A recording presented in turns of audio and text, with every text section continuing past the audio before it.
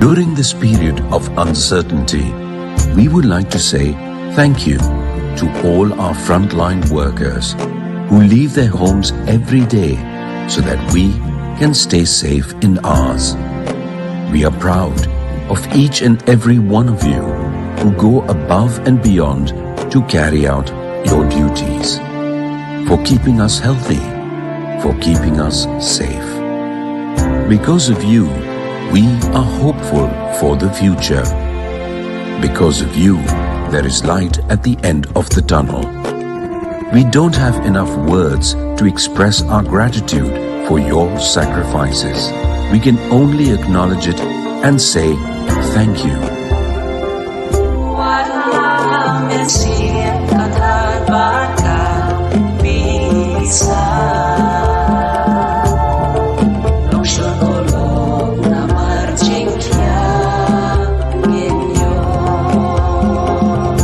National Health Mission, Government of Meghalaya.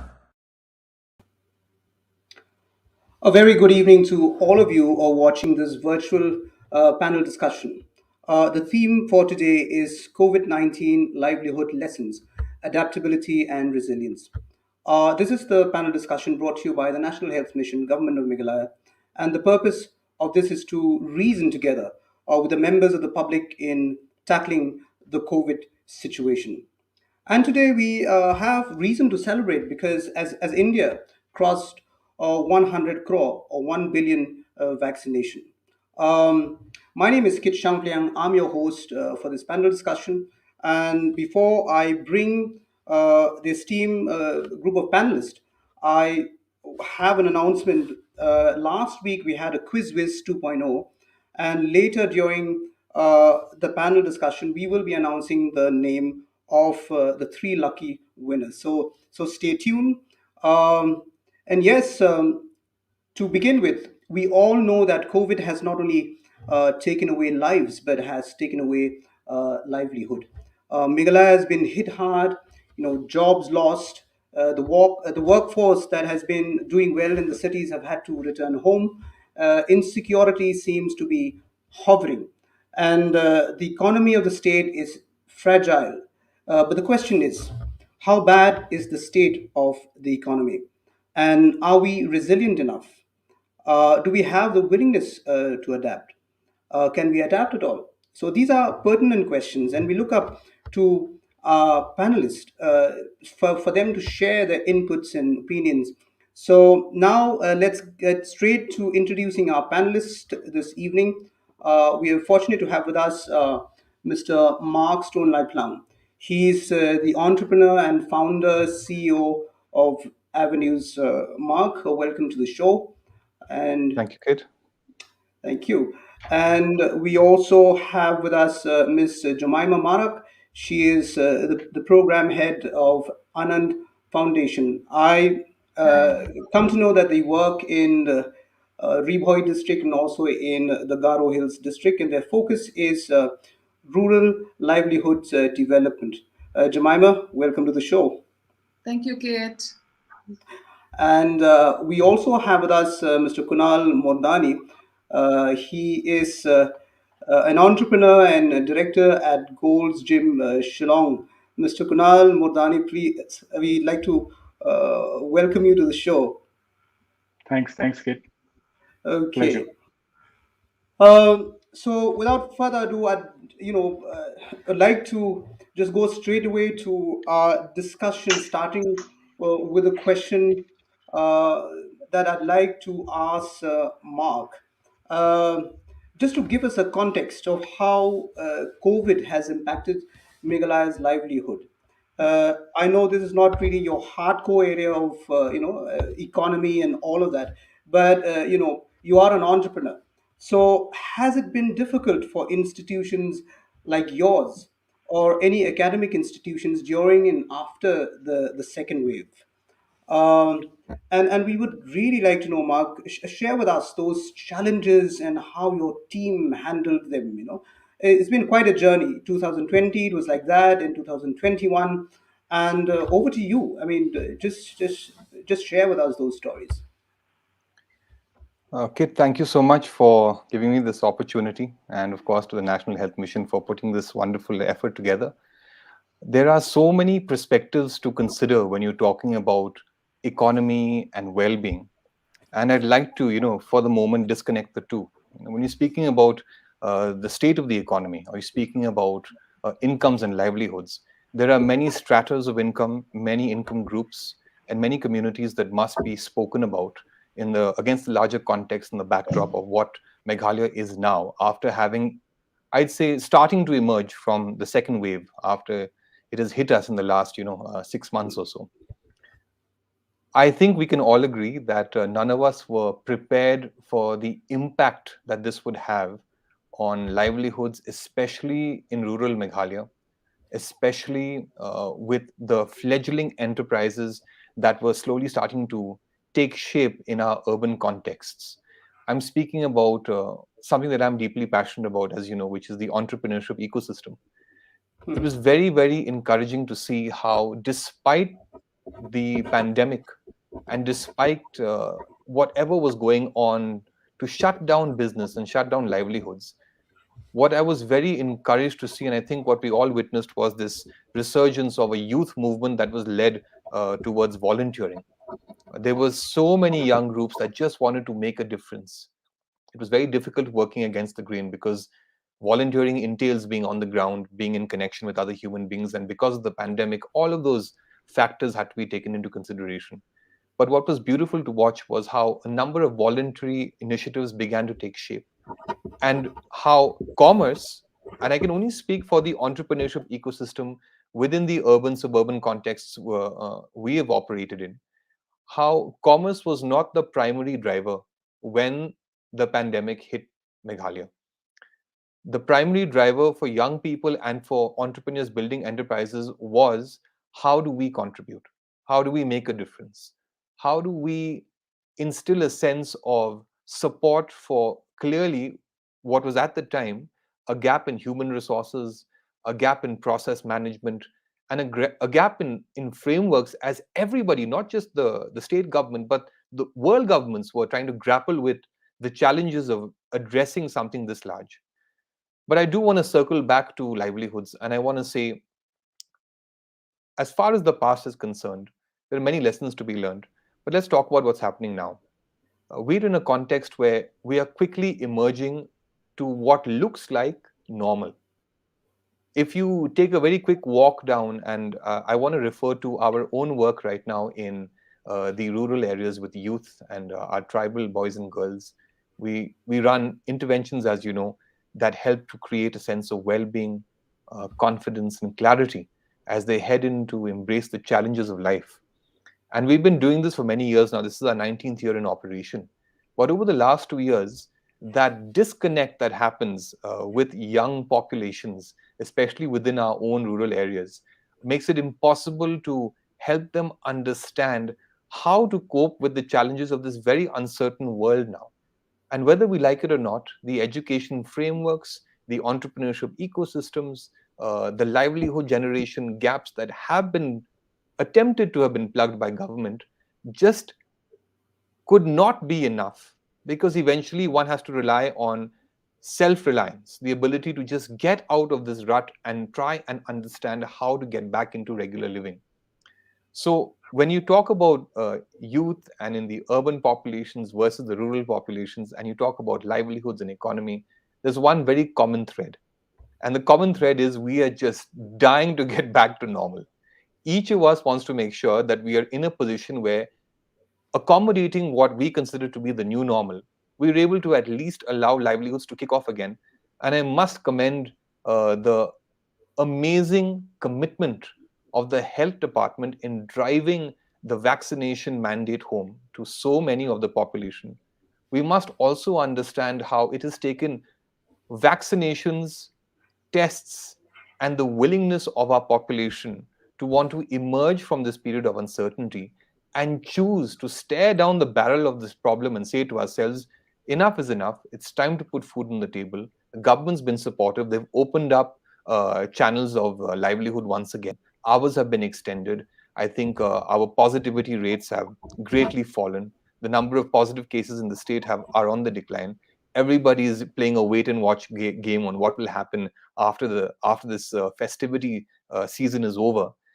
Fingers crossed, things should be safe and good. But livelihoods that took a beating last year, no matter what policy was aimed at, for example, uh, helping plug the gaps with what entrepreneurs were Hmm. lacking: lack of capital, lack of working cash, lack of Hmm. the ability to pay off salaries, keep teams together. There Hmm. were certain policies that were put in place by the government, central and state, to support fledgling enterprises. There were certain policies put in place which I would not like to comment on, but there were definitely certain focus areas, especially with workers and with people who were earning daily livelihoods. And of course, the deployment and the mitigation of the extent of losses was something the government was looking at. Uh, Now it remains to be seen, was the deployment successful? How were the gaps covered? And most importantly, now we're at a situation where we all need to emerge and get back to work. The question now Well, is, what is the new normal? How do you concentrate on bringing in yeah. a new normal into livelihood generation? Mark, before I bring in Jemima in, you made very pertinent points there. On one hand, you're talking about resurgence of youth and movements and voluntary, interventions. On the other hand, you're also talking about the reality of dealing with, depression. And let's imagine COVID did not happen. We already had this problem of, hopelessness and unemployment and not really sure of what next, especially for the youth. So now that COVID is around and you had that problem, so as a solution oriented mind, how do you deal with that? I mean, or organizations like yourself, and how do you work along with, government entities to look at what next and what is the future? So I just like to hear, what are your thoughts on that? Kit, are you looking at me to address that? Yes, if Okay. because I because think we're looking at a situation where the hopelessness has already hovered around, and then you have COVID on top of that. Then I'm sure we are very resilient, and then the adaptability is in. So, but how do we actually take that step forward? I think this is a really beautiful question, Kit, and I'm so glad you've asked me this. A very large part of the work we do is building emotional resilience amongst young communities. I think it cannot be understated that, as it is, there is this narrative that has emerged in recent years, that is now quickly changing, of course, that our young people are not able to adapt to the challenges of the real hard world once we hit the urban contexts, once we hit working environments. Hmm. But over the last decade or so, there's been a lot of young people who have chosen to head out, have successful careers, come back and give back. And you can see that emerging in the young entrepreneurs who have now decided to start up everything from bakeries to reading corners to little training institutions to enterprises that are gathering hydroponic activity for urban farming to help families get food from farm to table. There's just some beautiful initiatives that have now started emerging. Hmm. I do want to say that when you're speaking about our own youth, there's always been this focus that has had to be laid on well being, on resilience, and on the idea that your aspirations can be more than what our previous labels have allowed us to believe we can become. Hmm. Now, as we head out of COVID, I think this is a beautiful time for young people across our state to understand that if we're able to leverage what we are calling new normal, and we're able to and with a lot of commitment, get back into the real world, we can actually help to change the narrative of what it means to be a young person today and lead the charge by choosing to be three things. Number one is agile. You've got to be able to quickly understand that your skills need to adapt, your skills need to grow, you have to learn new skills. I mean, I'm talking about our own children, my own kids in the house, our own students that we teach. Schools have seen this happen. How digital skills that were not prevalent even a year and a half ago are now the order of the day. It's a different thing that not everyone has access to these devices, and that's a gap that definitely needs to be addressed, because pandemics could happen, crisis could happen, but education and livelihoods and skilling cannot stop. But yes, the resilience piece that you spoke about, being emotionally resilient enough to understand this is a period of global change. It is a period of great challenge for many communities around the world, not just ours. The ability to accept it, to embrace it, and yet choose to move on, imbibing with an agile mindset what now needs to be your skill sets.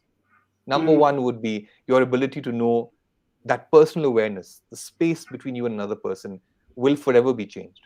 The Mhm. hugs, the kisses on the cheek, the high fives, the handshakes have now had to very politely leave the door.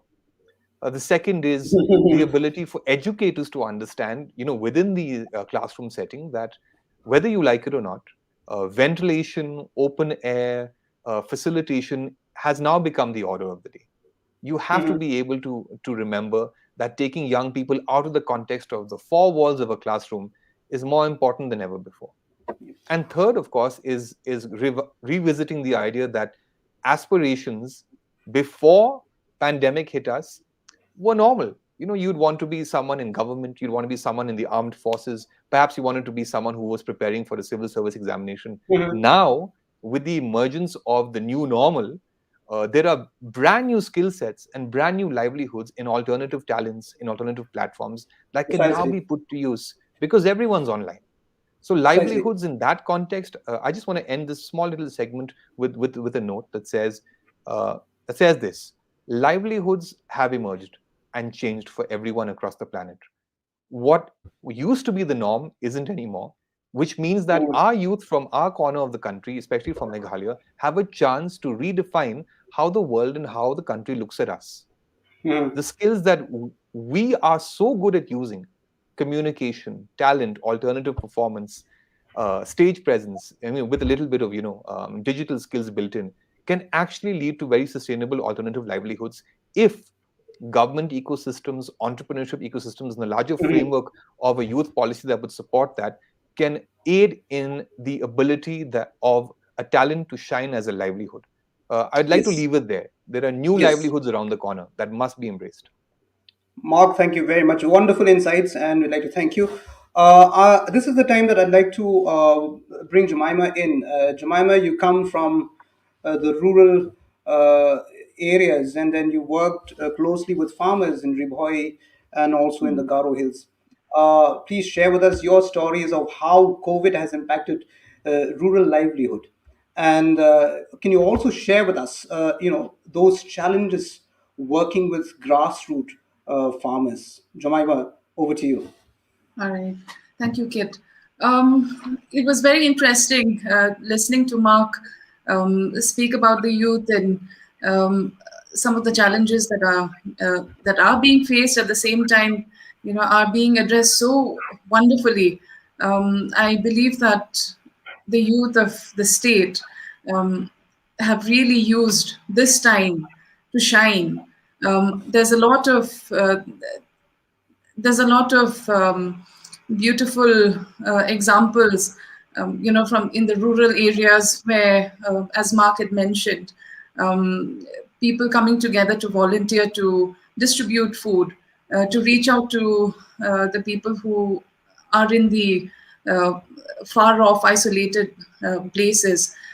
These are some of the scenes that I can speak of, because I've seen them working with, in the rural areas of Marnar.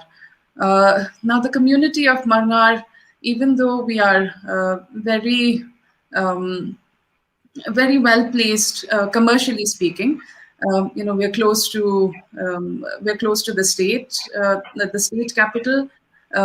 We are close also towards the Garo Hills, and then we have towards Gentia. So we are quite centrally located, and we also the people of Ribhoi also supply a lot of vegetables and rice to the state, um, at the same time also to Assam and to Calcutta, and other places. So we are a very rich, naturally speaking, very rich place. However, during the pandemic, because it was thriving so much, or on the commercial activities of, the selling the produce, the rice, the vegetables, and suddenly for that to be cut off, it affected a lot of families. Um, uh, when you have so much, you've been producing, you've been working so hard the entire year, um, as you have been every year, with the spade in your hand, your entire family sweating and slogging off in the fields. And then suddenly all that hard work, to have, to have just been affected by this pandemic. Um, it uh, it was a really, really horrible time for a lot of families. I think there was so much of wastage. Um, the vegetables, because there's been a lot of fresh vegetables that has been moving from that particular area that we've been working in. Many of them had to throw away, either their vegetables or feed them to the pigs. Or just basically let them just rot. Many of them develop the barter system where some vegetables that you don't have, you give it to somebody else who does, and then take something that you need. So those are also some of the things that we saw. The other thing that we were able to uh, see during the pandemic or the lockdown was also, vegetables being sold at throwaway prices. um, 1 rupee, 2 rupees for something that was worth, 30 rupees, for example, pre-COVID. um, and then at the same time you see the consumer in, say, Shillong, paying 50 rupees for the same thing, for the same item. So Mhm. there's such a huge gap. Somebody Yeah. selling, the seller selling, say, a product worth 30 rupees at 2 rupees, and the consumer buying the same product, which was worth 30 rupees, and paying 50 rupees. So Mhm. those kind of gaps, we could see in a lot of places. Another thing that some of the farmers, what they had shared, was that, even though they have a lot of rice and vegetables in that place, say, for example, there were still some items that they needed or they depended on, from, say, Assam, like salt and sugar and tea or oil and things like that. So shortage of that.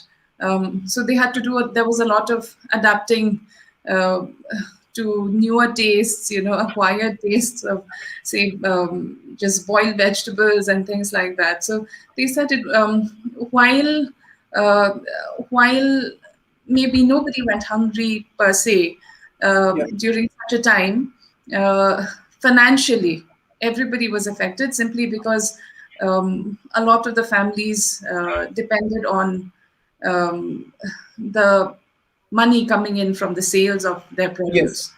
Yes, So I'd just like to ask one question, Jemima, because you mentioned all of these challenges, but is there a system in place? Perhaps your organization had done something or alongside government, where we've learned from these lessons, and should, God forbid, but should the third wave, get bigger than the second wave, and there is another lockdown, which I hope it will not be like that. Is there a system in place, that a resilient system in place to tackle all of this? Perhaps you can take another 1-2 minutes to just respond to the question before we come to Mr. Kunal Mordani. Well, yes. Now we started. See, the first thing is that because of the wastage, that was one of the first things that we wanted to stem, and we wanted to address. So, how to kind of, um, uh, increase the shelf life of the produce. how not to kind of waste a lot of stuff, say like tomatoes. And so we started talking about solar dryers and other methods in which they can at least save some of the produce that were being thrown. We have built about 4 solar dryers, and we are in the process of training and showing the farmers there and the youth there how it is done and why it is profitable for them, how to save their products. We're still at the nascent stage of this particular project. We are slowly trying to, as Mark had also shared, digitally enhance these solar dryers. Equip them um, with sensors to kind of regulate time in order to kind of make it a lot more effective and efficient for the farmers also. So we're collaborating with a lot of other interested partners as well. Great. Great. Thank you very much, Jemima, and very pertinent points made there. And thank you for sharing your stories and those innovations. I'd like to bring in Kunal now. Kunal, you are an entrepreneur and also a gym director at Gold's Gym. So please share with us, the stories from your world. What have we learned from COVID, vis-a-vis the wellness in the fitness industry? Over to you. Yep. Hi, Kit. Hi, Mark. Hi, Jemima. I first like to thank NHM for giving me this opportunity to come on board and discuss this very, very important issue of COVID-19 against the adaptability and resilience. So Mhm. when I was got in touch with the NHM team, and when the word resilient came, it sounded like India and resilience is a big uh, they're best friends with each other. It seems like because Indians are so resilient, whether it is a terror attack, a flood, or an earthquake, we just go on and on and on. So that's the great part about the country, and we've got people who are there to support you and put you together. And like we've seen during the COVID time also, before the government could even come into an act, we had people on the ground, religious organization, different communities, NGOs, everybody there to just help each other. So that's the great part about our country. So that's where resilience comes in, and we keep on surviving every challenge. With respect to what Kit had asked, that how what challenges we face in the wellness and in the fitness industry, was these both these industries were the first to close down and the last to open. So basic challenge was the crowd over there, and everything was linked to so many things, and there was so much of negative around the fitness wellness industry that we had to face the maximum music out of this.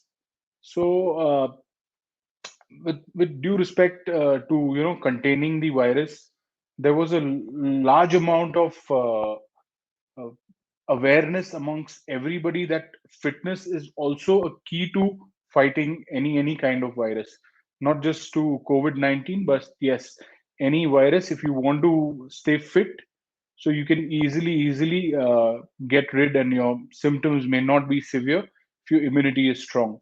So that was the good side of it, but people were not ready to understand. And the health people who were making the SOPs were not quite sure about whether it sweat spreads the disease or not spreads it, and the air conditioning in the gymnasiums, the circulation and everything. So there was a lot of gray matter here. So that's why nothing could be concluded and say ki, yeah, fitness is good, and if it is maintained in the right way. So we've learned a lot of lessons throughout this 1.5 year, And like last year, we were not very confident of starting our facility. But this year we were eager because we knew that with the proper exercises and the all the safety precautions, you are safest at the gym rather than being in Police Bazaar or GS Road. The gym is a much more safer place than anything else. Mhm.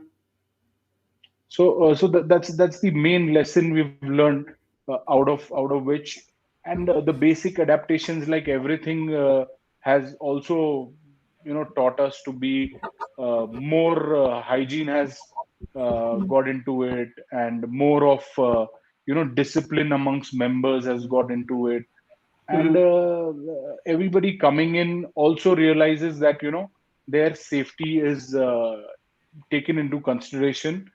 And Mhm. out of that, a lot of technology, like Mark said, ki, this last 1.5 year has boomed the IT part, where everything has gone virtual, and apps being developed, and constant engagement through the apps with the members, getting in touch with them, showing them workouts to do at home if they don't want to come to the gym. So that's kept them engaged and not out of their routine. Because as everybody knows, the last lockdown, half of us were just cooking food in the house and posting all the new types of coffees and recipes and everything. So everybody had put on some amount of decent weight.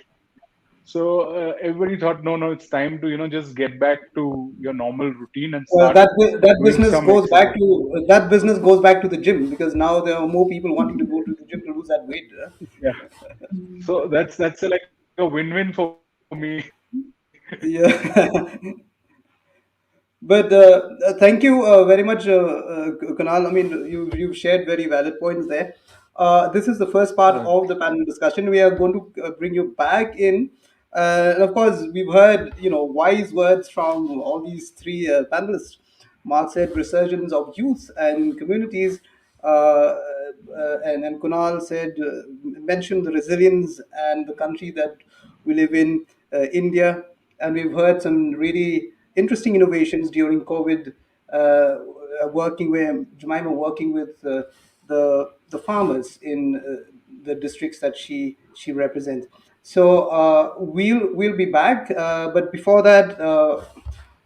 For the people who are watching this program, if you have questions, you seek support or help of any kind, please call the toll-free number 14410. It's right there on your screen. And you can also download the Behavior Change app. You will get all the information around COVID-19 in Meghalaya. Okay, so that's also there on the screen, the right side of your screen. And of course, make sure your second dose is done. If you're vaccinated once or twice, show solidarity by making this frame. There you can see your profile frame on social media. Make sure that you make this frame your social your frame for your profile frame on social media, and become an NH champion. So follow the instructions on the screen. Okay. So it is time that we slip into a quick break. Uh, we'll see you on the other side. Hey Kongdeng, where to? Seems like somewhere special. Yes, it's special. I am very proud to be a part of India's largest vaccination drive. Are you not worried? Why will I be? Instead, I should be worried if I'm not vaccinated. But people are saying so many things. People will always have something to say. Will it really protect me from COVID? Vaccination doesn't mean you are 100% COVID proof, but your immune system will be strong enough to fight even if you contract COVID-19 and it is not life-threatening. I heard it has severe side effects. There may be mild side effects like fever or chills or maybe headache, but that's normal. It will wear off on its own. But is it really safe? Of course, it is absolutely safe and backed up by medical professionals. Doctors, engineers, politicians, and many more are chosen from all sections of the society to be vaccinated. Yes, you are right. I will also get vaccinated immediately. Don't waste your time anymore listening to fake news and gossip. Take a decision to get vaccinated with confidence. National Health Mission, Government of Meghalaya.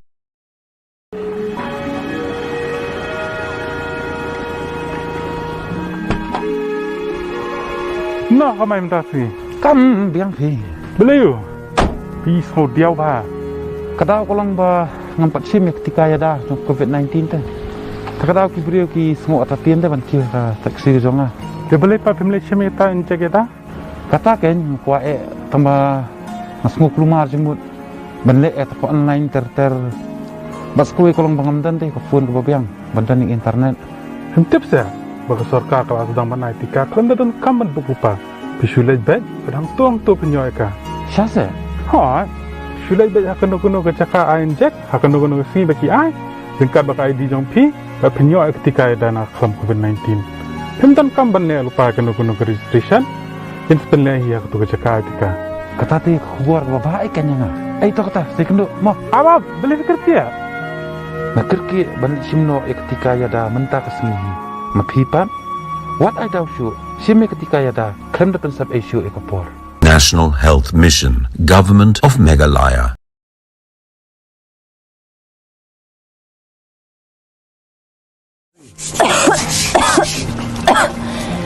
Ni ban ngam so shat na do nen kasi ngamut thlai ba ngam sa shat tang ba ngam so pheri ai.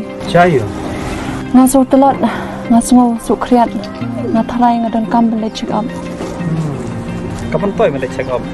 Kapan toy. Sa jam hi. Kani kadai ka jeng kelak sun beneng.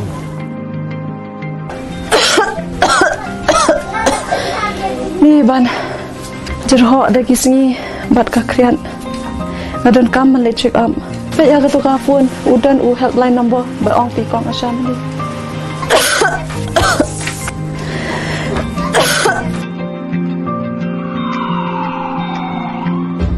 Wadam le bakla kam bale mangamo. Ada mapi ni mano nak yeng jong pi. Kidon ka jeng sitom. Kum kejar ho kesit penhiar sumuthaj duna ka jeng ring men sem duna ki bor jeng mat bat ki bor jeng sma si sendan kidai man sat slung elade bat kidai malik test no elade no COVID-19 deng artli ki mas hayeng ru atong ikba hayeng bakin le kamjo Ngadon bok bangalayo jengkot nai shim kabu tes ladi bat wat jing rap kerke lada don kam haba fidan kum kanu ke jingpang ken mau ke jing sumari ladi kadai kadawai. Issued in public interest by National Health Mission, Government of Meghalaya.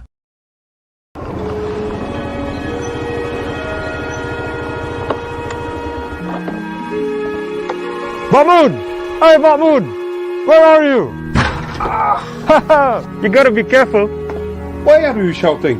Aren't we supposed to go for COVID-19 vaccination today? Oh, just a sec. I will get ready. Stop!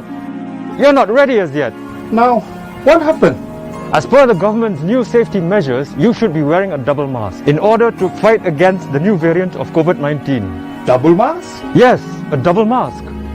A surgical mask and a cloth mask on top of it. Okay, let me get one quickly.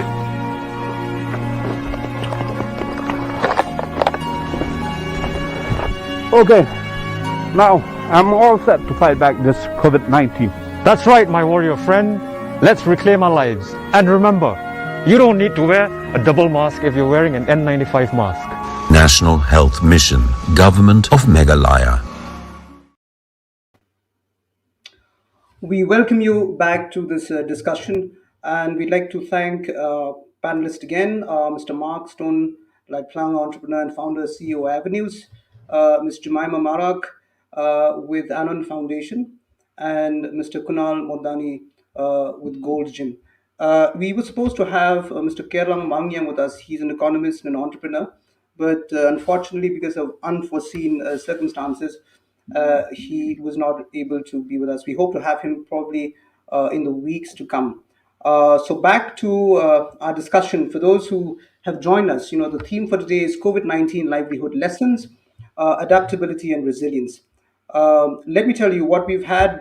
This great conversation that we've had has been very interesting. And we talk about how we can bounce back to normal life and how livelihood must go on as we live alongside COVID. So now let's probe further into what our panelists have to say. I'll start again with Mark. So just to continue the conversation, Mark, how do we navigate COVID in our workplace? Because that's your area of focus. Uh, whether it is in the college, the government office, university, schools, because schools definitely will be a bit challenging because you've got a lot of under 18, under 16 there, and also small business. I think in my mind, we would like to also learn from you. How do we reconfigure our systems? Because we're talking about COVID appropriate behavior and behavior change. And how do you try and change something that is mentally fixed? And of course, on top of that, you also have this uh, problem and challenge of vaccine hesitancy. So the art of convincing and various community respond to living with the virus. I'd just like to hear from you. Kit, that's a whole universe of discussions. But I'm going to try and Well, condense it into 3 points because I do want to give respect to the paucity of time here. I think we're wrapping up in a few minutes. yes, Um, yes. all right, let me get started with the crisis of leadership right now. When I talk about a crisis of leadership, I'm not speaking about at state level or at a political level at all. I think the state government and the political class have done their best to cope with the challenges that have presented themselves to us quite unexpectedly, and in fact coped quite well, in my opinion. Mhm, What I'm talking about is the crisis of leadership in teams, in businesses, in livelihood generation. mhm, I specifically want to address three keywords here, and I think I'll leave it at that. The first thing I want to look at, especially when we're talking about coming back into the office space or coming back into the livelihood you were originally generating for yourself. If you're working in a team, if you're working for a large organization, but more importantly, if you're working for an intimate team, a very close team, a small knit team, the word culture has now such a huge meaning. Culture now encompasses so many things. What are the values you bring into work? What are the values you bring into the new normal? For example, as most of you know, Kunal, at your gym, I don't know how it runs. I mean, I wish I had the privilege of attending a session there someday. But for any other business that's actually doing the rounds right now, especially small teams, Jemima in the rural areas, you will know that there's this clear distinction between those who are aware, that's one group, but don't choose to do what's not necessary. There's another group that is not aware at all and just follows what the example is around you. And there's a third group that knows what must be done and enforces what must be done, whether you like it or not in the workspace. Now, as a leader, you have this choice. Are you pro choice? And I mean that in a very positive way. I mean, are you supporting the choices of your team? Number two, you also have to consider the wider context of the space you're in. Are you a citizen facing service? Are you dealing with people all the time? Because if you are, then the culture of your organization, the fit now with the new normal, has to be completely aware of the impact you might have as a citizen facing business or service on the health, livelihoods, and perhaps life itself of the people you're working with. And third, if you're in the education space, I mean, it is such a challenge because for the last 2 years, I'm going to say about 2 years, 18 months now, we've had to find a solution to the idea that a whole generation of young people have missed out on a year or a whole year of academic sessions in person. There were young boys and girls who entered class 11 and are now graduating this year who have not seen their batchmates in person. I mean, there are sessions across campuses and schools where teachers have had to actually find a way to address the fact that there are the haves and the have nots, those who have the devices and those who don't, who have access to them. There's just so many conflicts of how you actually generate content and push that to your students. But I want to talk about this word again, culture, in educational establishments, in small businesses, in large organizations, and in civic society, civil society. I'm calling it civic because now we're talking about sanitization and hygiene, but civil society. How are we all playing a role in creating a culture that enables each of us to be safe, to allow us to keep earning our livelihoods. We are each responsible for the decision to either expand that culture into greatness or shrink into the mediocrity of not concerning yourself with your choices and the impact that your choices have on the people you work with. I really want to drive this point home to the leaders who are watching this in your organizations. What is the culture that you are choosing to bring in, not just by virtue of a written order or a statement or a slap on the wall, but by the example that you set?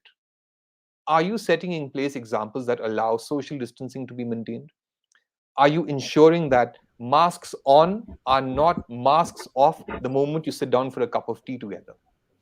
Are you ensuring that when you walk into a client's office, the first thing you do is hello or a good morning? We maybe do a fist bump, has become the thing we do at Avenues. We meet anybody. And then, of course, we can quickly sanitize our knuckles. But the point is, what are the new experiences you are bringing into your teams that will allow you to work within the norms that are now expected of any citizen facing organization? Health, your impact on the world around you, and the example you set, not just as a business or a community leader, but the team that you work with has to also go out and set examples. What are they doing to lead the way? And whether we like it or not, all it takes is for a sudden spike, a small little epidemic to begin again, for the pandemic to suddenly show its dirty face, and for us to all be scared for what happens if there's a third wave. The second word I want to speak about is consistency, Kit. We've talked about the culture. What is the culture we're all trying to promote as leaders? But as team players and as people who are earning a livelihood anywhere, whether it's in the rural or urban spaces, I want to make this distinction. There seems to be a consistency gap with words, actions, and efforts on the ground. You might say, I believe in this and I shall do this, but am I consistently doing it in the workspace? Or am I conveniently forgetting it just because the moment suits it? I mean, I'm a victim of this too. A few days ago, our team and I were traveling in a in a district in the Garo Hills to graduate a group of young boys and girls who have willingly, voluntarily, with parents' acknowledgements, come back into these training oases, we call them. You know, these life beds of life skills and soft skills in the districts, and the joy you see when you see young people coming together after having been locked away for so long, that light is on in their eyes, the happiness to be in touch with each other, that human connection that we as educators are so scared will be lost if the world continues like this. We cannot just be device to human being. It has to be human to human. At the end of the day, that's what living and I think meaning is about. Collective belonging. We all belong to each other. But being able to see that and the consistency of young people, mind you, when a young person is brought into an environment where you, as a leader, set an example, it is followed most consistently. It's a beautiful thing to watch, because I think that is empathy in practice. They understand better than we do at our age what it means for my actions to have an impact on my friend who's sitting next to me. But there's also this very clear reality that in the rural populations where we have green pockets, where there are very little cases, perhaps none at all at the moment, these harsh realities have been very quickly forgotten. And while there are certain norms that have to be put in place for education establishments, for young teams working together, for organizations, those norms are quickly being forgotten because, hey, we're back to normal, we're emerging. So consistency, Kit, is really critical here. So culture and consistency is where I want to leave this. Yes, valid point, Mark. I remember the word consistency, and I had to ask and put a universal question to have that kind of universal responses from you, because this is something I'd that love to pitch in more, but I want to respect everybody else's time here, Kit. but that was a universe of a response. So, but now I'll go to Jemima's universe and see what you bring from the village. So Jemima, COVID is going to be here, perhaps for a long haul, and and a farmer has to live with it. So this part of the panel discussion is more about what next, and the hope, that we can mentality, right? So is it possible for a farming community to thrive in the midst of COVID?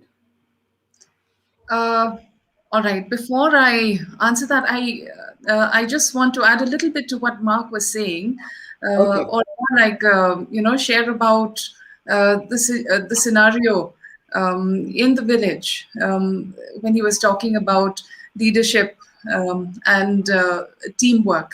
Now, for example, when he was talking about uh, masks and sanitization, these are completely alien activities, completely alien concepts, especially in the rural area where, even cancer, for example, until and unless you visit an urban area, you are not aware of illnesses or dangers of uh, the world that we live in. So it's like they live in a cocoon of um, of greens and browns and nature. So to be introduced to a whole bunch of alien activities, for a lot of them, especially the older generation and the very younger the little ones, it's difficult, asking them or explaining to them why, having your mask on and sanitizing yourself regularly, washing hands, it could save their lives. So when Mark was talking, I was just remembering all of that and, Yeah. thinking about our people there. Now, coming back to the question that you've asked, Kit, see, um, when we were talking about resilience in the first half of the show, the farmers there, as they had mentioned, they have, the food security is there in the farm, uh, in their backyards, in their garden. However, the economy was hit. Their economy was hit, and then they are unable to access anything else, health or education. Everything. Their life was just put on hold.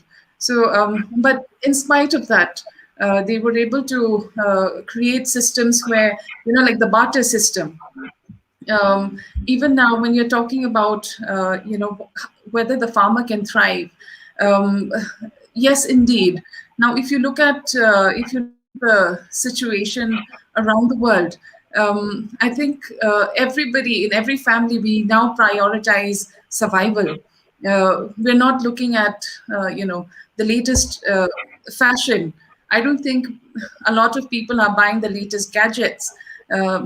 More people are looking to just survive. So there's food. Food is everybody's priority. If you cannot access food from outside, you've learned to create. So you have a lot of YouTube videos on how to make your own cookies, how to make your own bread, or how to cook butter chicken even. So like that, I think even the farmers, we are now slowly introducing different activities that can help reduce the wastage, reduce loss, and also at the same time increase their source of income. Through our organization, we are connecting the farm producers to various markets locally as well as the national at the national level. So we have started supplying pineapples, which are in plenty in the Ribhoy area. We started supplying pineapples to, say, Delhi and Mumbai. And we also try to ensure that we are not, there's no additional investment in terms of, packaging. So we looked around for, local building material, creating baskets, the basket weavers, and then the bamboo crates, things like that.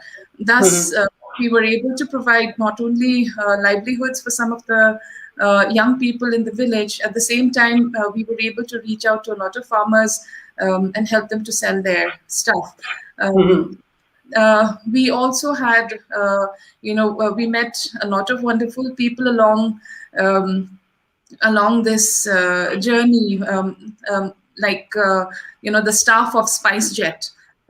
For example, when they found out that this is something that we are trying to do, help the farmers sell their produce outside, fresh produce that might get spoiled if you have to send it by road. So they offered, subsidies, and at that time, um, we had major help from them, a lot of support from them, not just the SpiceJet team, but then also, even our local transport. Many of them, after finding out that this is what we're trying to do, many of them looked for ways to help us, not only save resources, but also to increase or expand Yes. our project, our work. Yes, Um, Jemima. we also had, say, for example, we had not just the dryers, teaching them Mhm. how to make powder, say, out of ginger or mint or black turmeric. Mhm. Marketing various produces that are available there, but also Mhm. connecting them to the local consumers here through, say, local entrepreneurs who are, looking for local farm producers. So Mhm.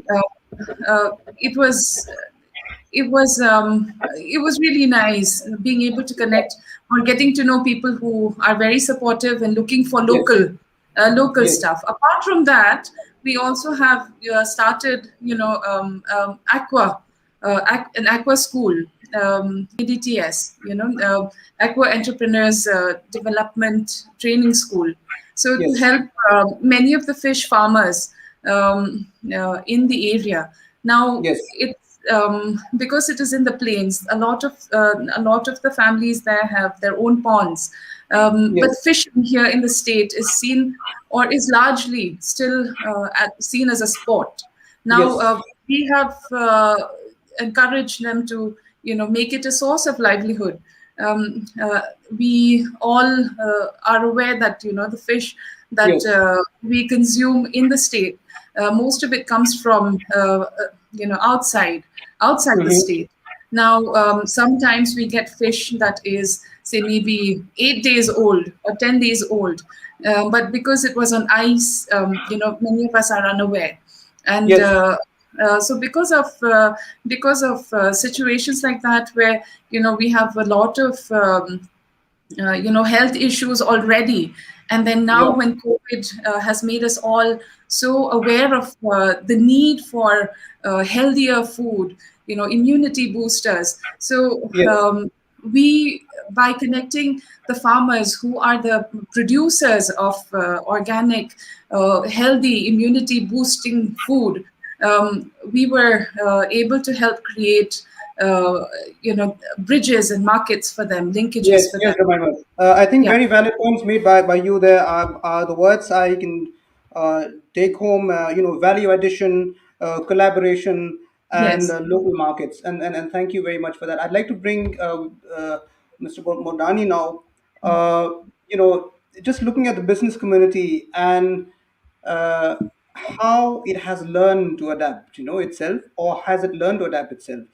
Uh, and on the other hand, when you talk about adaptability, I think vaccination is also key, and we're talking about building confidence around, the validity of vaccination.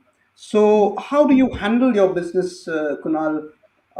Because business will never be the same. What is the way forward for business? I'm not just talking about big business, but small business by the roadside, and even at your level and levels above, much more above. So just please share your thoughts.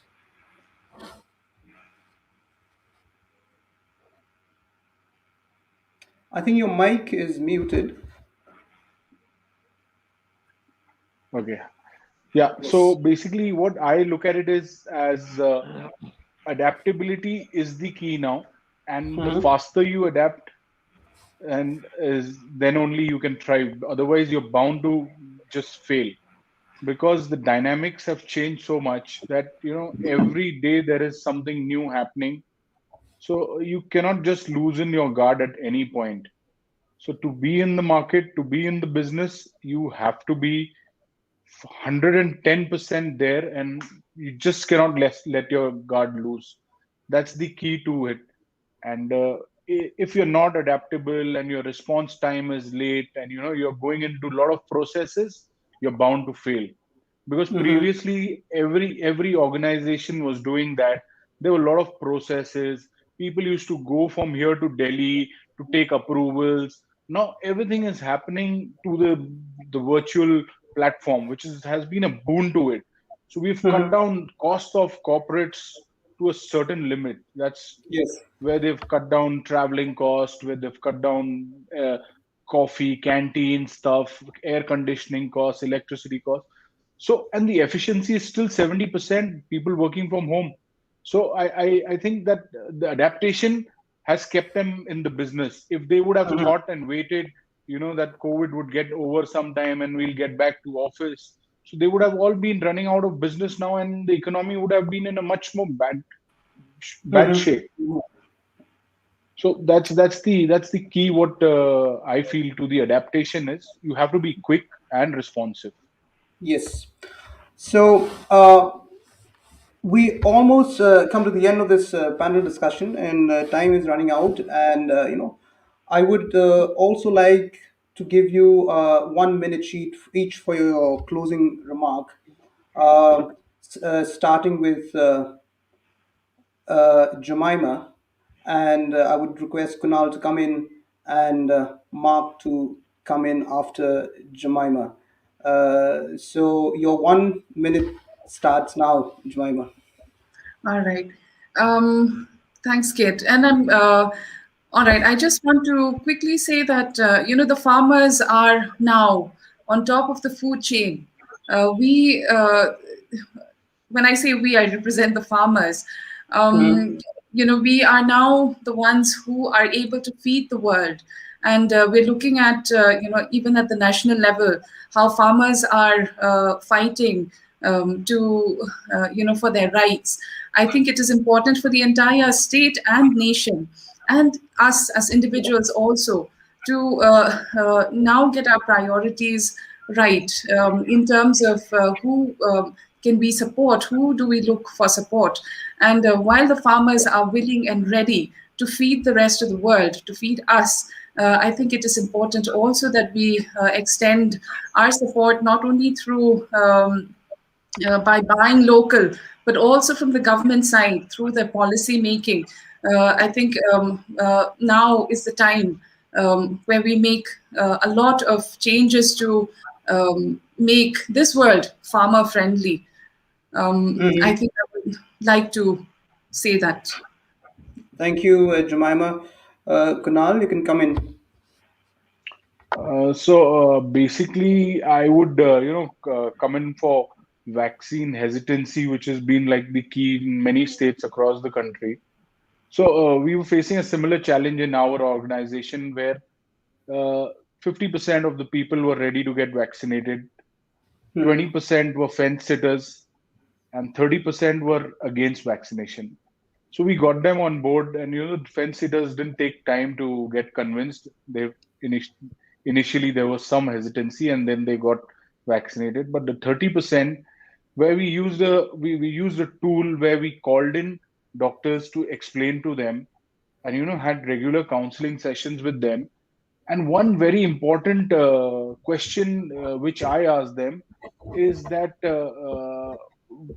all the parents in the organization, whether they've been giving vaccines to their kids since they were born, and have they even properly heard of certain of the diseases which are there. Mhm. Japanese encephalitis, I cannot pronounce it correctly also, but schools say we need it, and we send our kids to school to get it.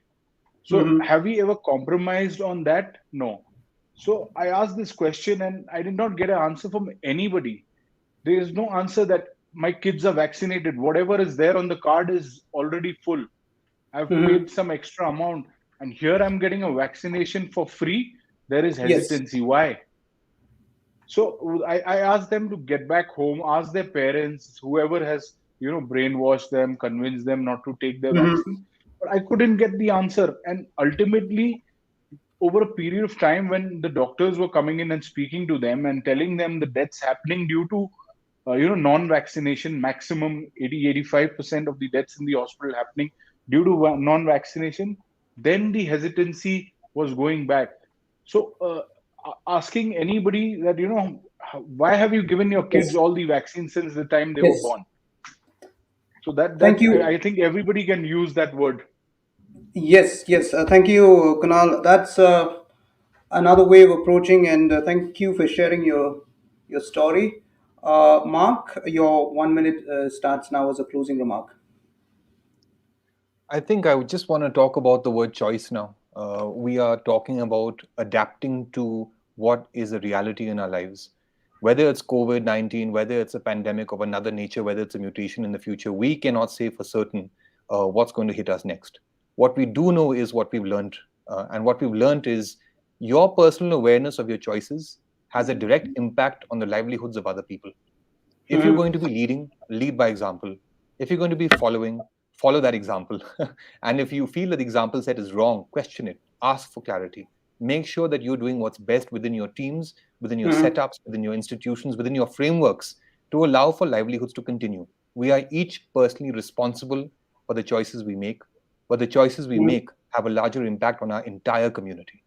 So whether it is the ability to take a vaccine, uh, both jabs, whether it is not taking it and then being brave enough and bold enough to understand that you have to test every 10 days, or Mhm. if it is just simply the idea that you want to exclude yourself from what is now new normal and just Mhm. be a recluse. The choice is ours, really. So if you're an educator, please remember that young people need to connect again. Give them that privilege, give them that joy to be able to come back into the classrooms with safety. Keep your distances, keep your protocols in check.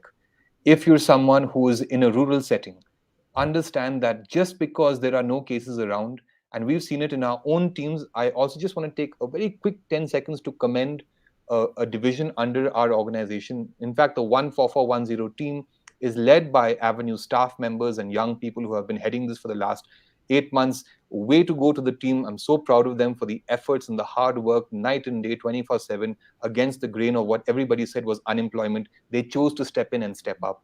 It's Mhm. efforts like this, choices like this, that allow livelihoods to continue.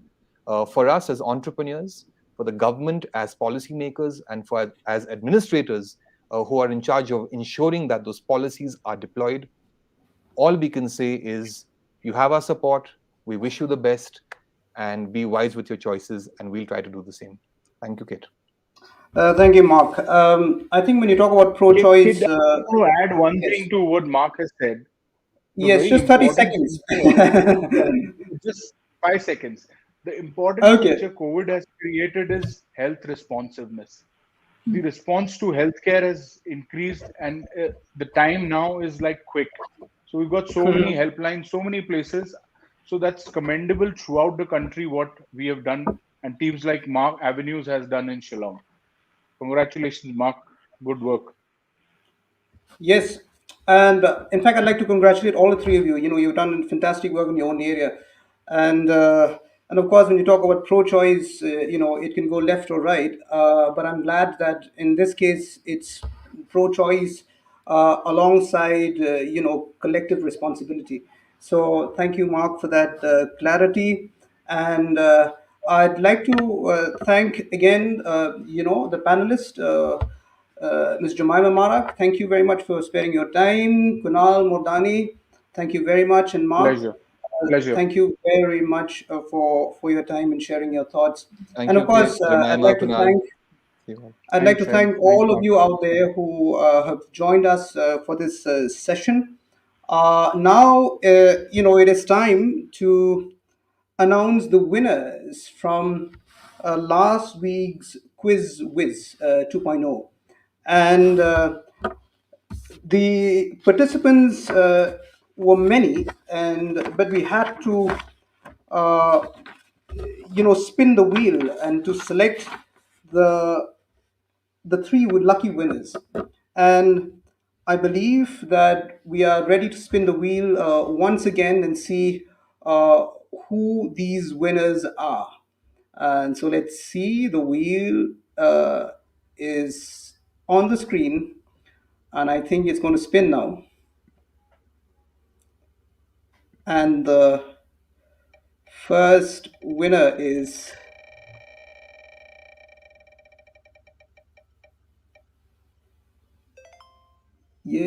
okay, Pinchem Nikla. Congratulations, Pinchem Nikla. You are the first winner there. And let's see another winner. Let's spin the wheel. The wheel is spinning.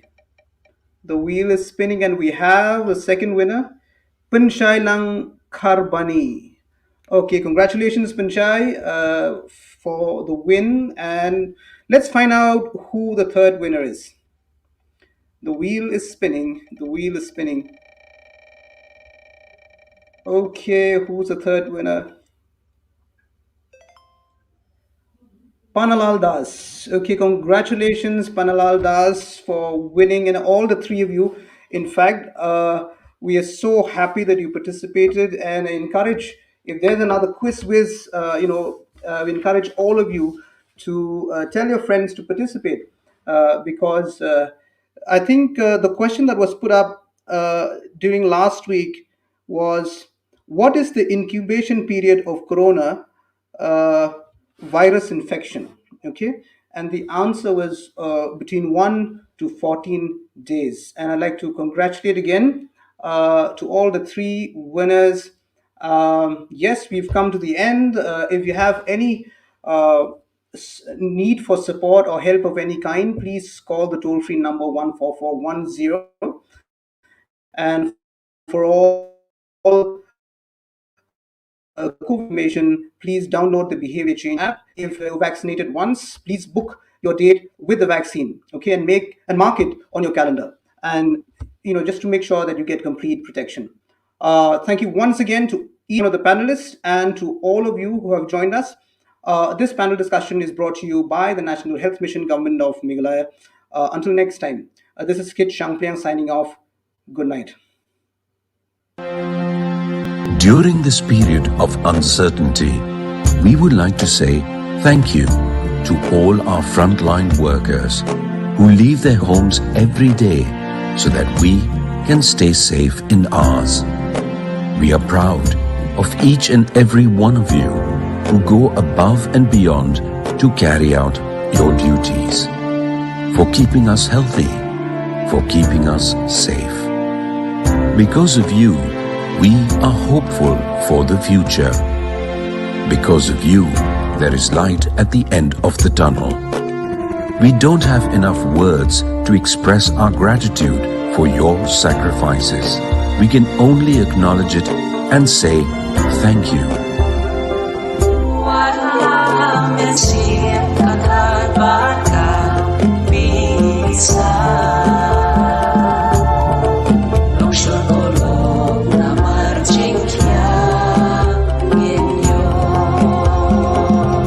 National Health Mission, Government of Meghalaya.